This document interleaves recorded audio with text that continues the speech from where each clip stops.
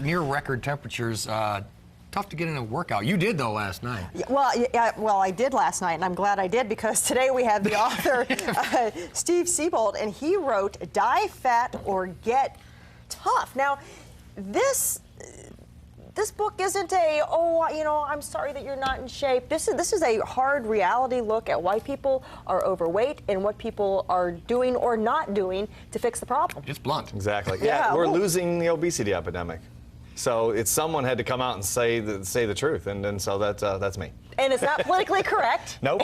And you say that. I mean, what is your approach to this book? Well, my approach is, if you're fat, it's your fault. Grow up emotionally, get tough, and fix it. End of story. That's all it takes. It's just mental toughness. Well, and people at home might be sitting there thinking, oh, easy for you to say slim fit, man, but you actually had sort of an awakening and went through this yourself, right? I was fat, yeah. Okay.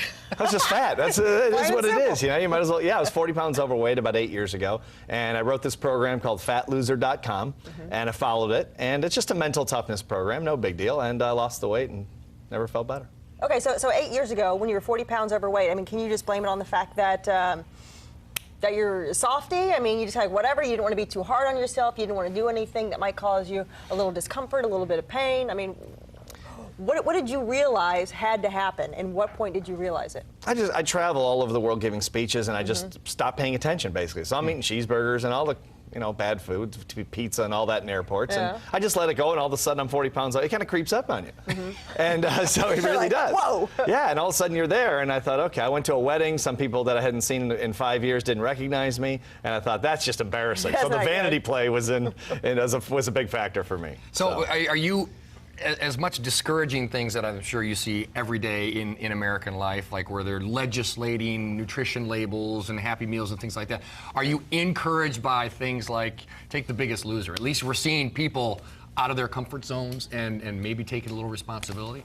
Maybe, but I don't think you have to work out 6 hours a day to lose weight. I mean, I think that's Hollywood for you. Phew, good. Right? I was just out in LA doing interviews. That's all Hollywood. But if you go to your doctor, get a good diet, develop the mental toughness to stick to it. End of story. That's all it really takes. Well, I was just looking at, I don't know, maybe one of the chapters. No, it's a difference 76. It says, fat people wallow in their problems, fit people solve their problem. Right. Comment on that. Right. It's really just a matter of thinking. You make a decision, you stick to the decision, and that's it. The book, I like the way it's set up, because you have like, you call them fat loser quotes, and then you have critical thinking. It's almost like a textbook.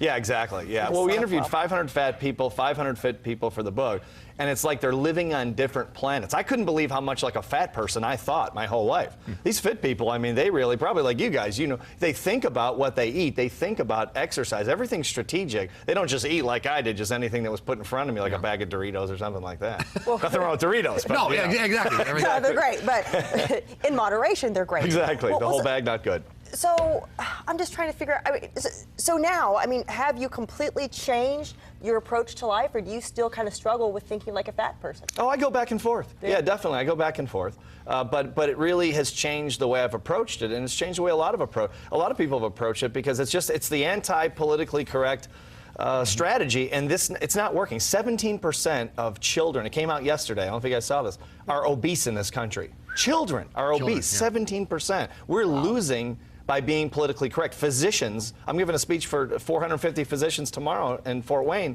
and we're losing because physicians are telling people, oh, it's okay, you're just, you're just a little overweight, don't worry about it. And people are dying because of this. Yeah. But that's a little bit different, because you were a premier athlete. You spent a good portion of your life fit and then sort of fell off the fit wagon, versus children who are growing up in a culture of right. I think it's this culture of it's okay to be fat, and of course the government wants to take over and legislate everything. Well, that's never going to work with anything. We all know that. That's ridiculous. They can't even balance their own budget. Yeah, exactly. So I don't think we have to. It's really self-responsibility. That's all I'm saying. Okay. Wow.